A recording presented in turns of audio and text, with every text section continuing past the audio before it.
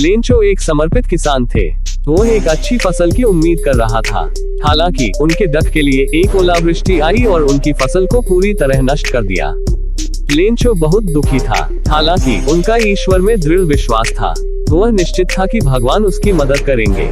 साथ ही वह एक बहुत ही सीधा साधा आदमी था। यद्यपि खेत पर लंबे समय तक काम करते हुए वह लिखना जानता था। इस प्रकार उसने भगवान को एक पत्र लिखा। पत्र में उसने भगवान से उसे 100 पेसो भेजने के लिए कहा। उस समय वह पोस्ट ऑफिस गए और अपना पत्र पोस्ट बॉक्स में डाल दिया। डाकिया ने पत्र पेटी से पत्र निकाल दिया।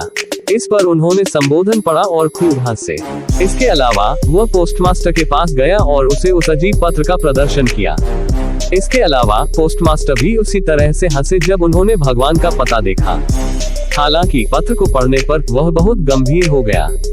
उन्होंने इस व्यक्ति की सराहना की जिसने परमेश्वर पर निर्विवाद विश्वास किया और पैसे के मामले में उसकी मदद करने का फैसला किया।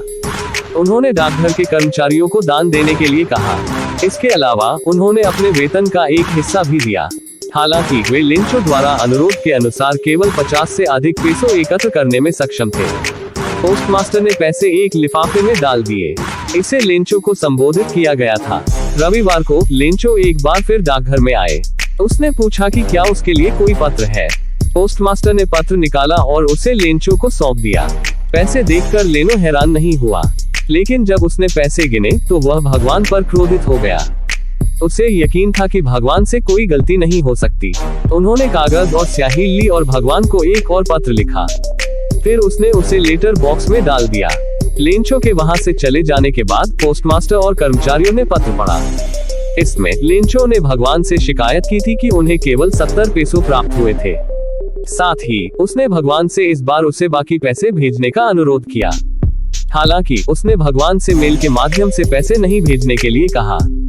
उन्होंने लिखा है कि डाकघर के कर्मचारी बदमाशों के झुंड थे और इस तरह उन्होंने पैसे चुरा लिए होंगे।